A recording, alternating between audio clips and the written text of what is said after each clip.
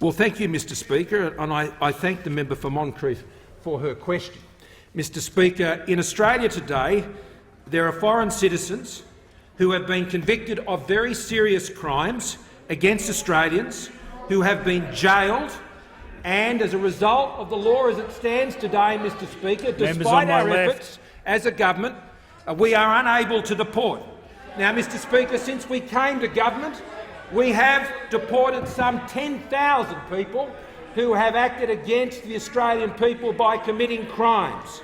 And, Mr Speaker, as our first Minister for Immigration and Border Protection, I began that process, Mr Speaker, and one in particular was one Mr Alex Vella, the head of the Rebels motorcycle gang, Mr Speaker, where I took the initiative to see that his visa was cancelled, while those who preceded me from the Labor Party sat silently and did nothing and allowed him to be here and lead that outlawed motorcycle gang here in Australia. So from the very outset, Mr Speaker, our government has been taking action on these issues, and as Immigration Minister I began the process of strengthening our laws to ensure we could continue to take these actions. That was followed up by the now Minister for Defence when he was Minister for Home Affairs, and of course the Minister for Home Affairs today. And, Mr Speaker, there are still changes that need to be made to strengthen these provisions so people convicted of serious crimes.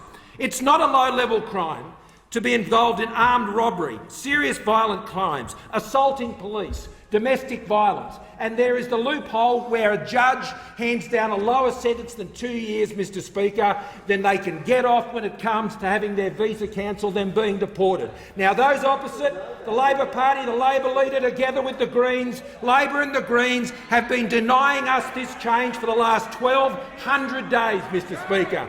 And the reason for that is the weakness of the Leader of the Labor Party, Mr Speaker. He will not stand up, as he wouldn't stand up, Mr Speaker, on these issues. The Leader of the Labor Party— The Manager of Opposition Business on a point of order. Under Standing Order 90, and I refer to your previous rulings on character attacks.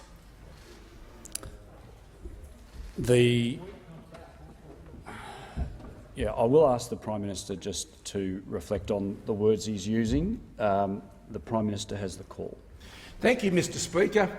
In whatever portfolio I've been in, particularly in immigration or as Prime Minister, Mr Speaker, the Leader of the Labor Party has opposed the measures that I've sought to take forward to keep Australians secure, including this one now.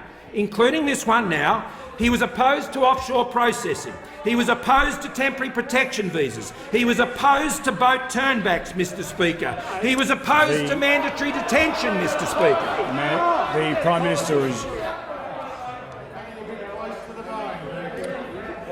The Manager of Opposition Business on a point of order.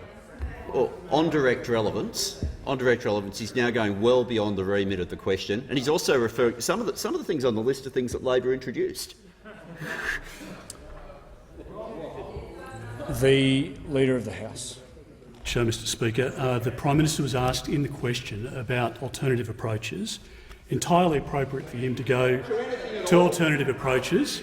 And, Mr Speaker, a reference is made to Section 90 of or Standing Order 90, which says, Mr Speaker, all imputations of improper motives to a member and all personal reflections on other members shall be considered highly disorderly. Now, Mr Speaker, there is no suggestion whatsoever that the Prime Minister, in laying out the factual track record of the Leader of the Opposition, it cannot be disorderly, Mr Speaker. His seat. It cannot be out of order.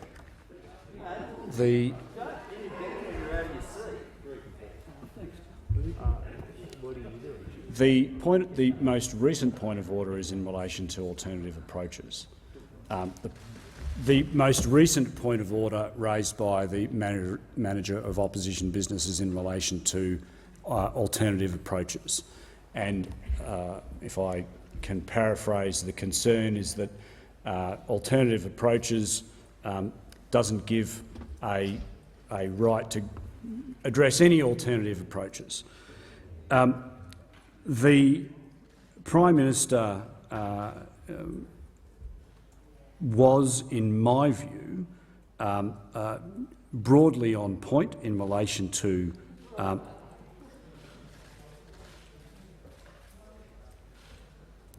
in relation to the question, the ability or the request to comment as to whether there are any alternative approaches does give the Prime Minister the opportunity to address other approaches, and the Prime Minister has the call. Speaker, because all of the matters that I've referred to go to the integrity of our immigration system, the integrity of our migration system, and if you're not prepared to do what is necessary, whether it's to stop the boats, Mr Speaker, to put in place